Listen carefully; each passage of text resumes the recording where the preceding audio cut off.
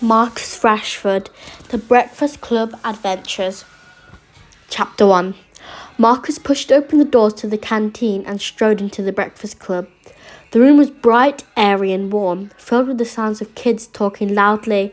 The smell of freshly made toast and sweet orange juice wafted into Marcus's nose. "Hey, Marcus!" A large crowd was huddled around one of the long wooden tables that stretched through the canteen. An arm waved about everyone's head, beckoning him over. "Hey, Amira," Marcus said, smiling as he walked towards the table. "I nominate Marcus to take my turn for me," Amira announced loudly. All eyes turned on Marcus as he squished through the group. They were gathered around a tall, wobbling Jenga tower on the table. He looked up at Amira with an eyebrow raised. "Are you sure?" he asked. Amira nodded. "You left me on one of the hardest turns," Marcus muttered, looking at the tower. Without hesitation, he reached out and expertly tapped a piece. It slid smoothly onto the table, leaving the rest of the tower completely intact. An ooh rippled through the crowd. Marcus let out a breath of relief, feeling slightly embarrassed at all the attention. "See you later," he called as he pushed through the crowd again. He walked up to the hatch to grab his food, smiling at the dinner lady as she handed him a red plastic bowl and a black plastic plate. Turning round, he spotted his friends, Owen and Patrick, sitting at the far corner of the canteen. He made his way over to them, passing more crowds of kids playing board games, doing homework, eating breakfast, or just chatting to each other. "Hey, Marcus," Owen and Patrick said together as he arrived. Marcus grinned at his friends. Patrick was big, but he was the fastest than almost anyone else's age. His thin glasses were kept together by a piece of tape because he had broken them in a football practice last week. Owen was short and had a small afro, and her feet were magic. "Hey guys," said Marcus, taking a seat on the bench opposite to them. "What's on the menu today?"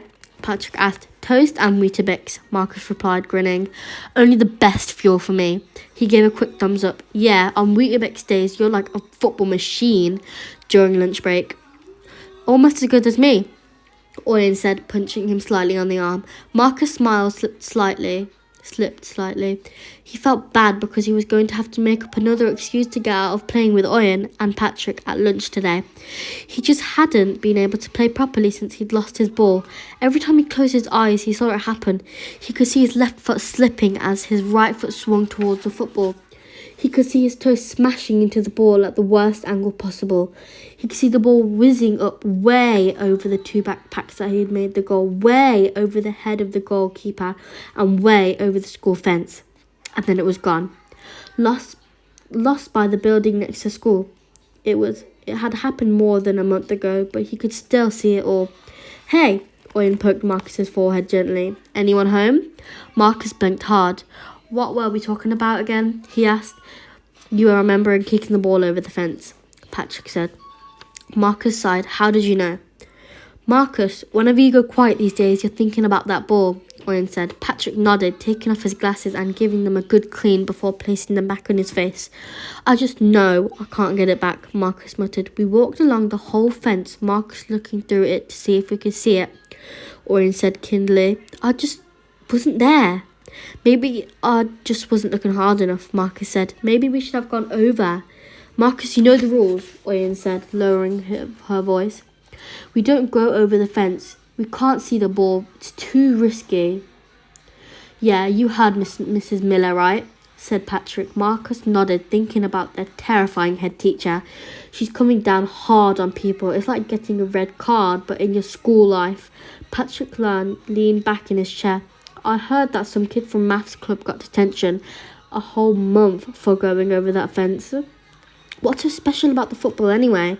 Owen asked. Marcus opened his mouth to respond, but before he could speak, a deep voice came from behind them.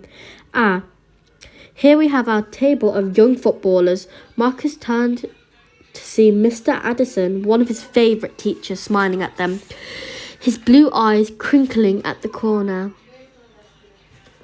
And Mr. Addison was tall and had short grey hair, and every day without fail he wore a tweeded jacket with patches sewn at the elbows.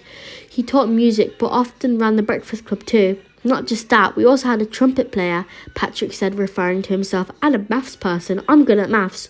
Owen pointed at her chest. Well, I'll be sure to keep that in mind, Mr. Addison said. And I hope you lot have done your homework. He raised an eyebrow. Yes, of course we have, Mr. Addison, said Owen quickly. Ah, Owen, that's what you always say. Mr. Addison sighed. He pretended to roll his eyes, winked at them, and then walked off. Young footballers, Marcus muttered glumly. Not me so much anymore. Not when I'm still on the bench. Just saying that phrase felt difficult, like he was bringing something up from the back of his throat. I have plenty of time for homework. Yeah, but everyone knows you're good enough to be a starter. You're just... Patrick paused. A little off right now. He pushed his glasses back up his nose. Marcus looked down at the table. Marcus, Owen began tentatively. Why don't you let us help you? Thank you for offering, Marcus interrupted before she could finish. He forced a smile onto his face. I do appreciate it, I really do, but I always have someone who can help me get my touch back. I just need to wait for her to come back. Patrick and Owen sighed. Marcus felt awkward under the gaze. I'm going to the bathroom, he said, standing up. He knew they meant well, but they didn't understand that he didn't need their help. He just had to do what they always did when he were having a rough patch. Marcus had to get help off his cousin Lola. He walked out of the canteen and headed back to the corridor. Everything at Rashford Secondary School was old, from the way the doors locked to the windows that rattled when the wind blew violently. Even the forest that stretched out behind the school was ancient, but it was all really well maintained. Marcus liked feeling like a time traveller here. Even though this was only his first year, it felt like it was his school. Marcus slipped his hands into his pockets, blinking in surprise as his right hand brushed up against something. It felt like a piece of paper.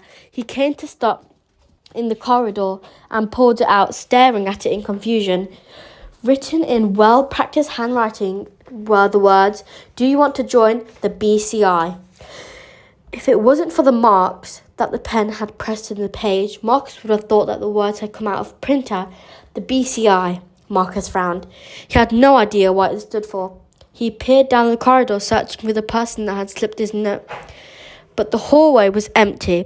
There were 2 square boxes drawn onto the page. Yes was written below the one on the left, and no was written below the one on the right. Do you want to join the BCI? Yes or no? Yes or no? How was he supposed to decide what he wanted to join, something he knew nothing about? Marcus' eyes flickered between the boxes uncertainly. Suddenly, there was a loud squeak from down the hall. Marcus glanced up. A classroom door ahead was swung closed, but he hadn't seen who had gone through it. Was it whoever had slipped him the note? He set off towards the door, his body moving before he had time to think. He was almost there when he suddenly realised what he was doing. He stopped and smiled to himself. Why was he chasing some random person because they might have tried to prank him with a note? It was all silly. Shaking his head, he turned round and walked back to Breakfast Club.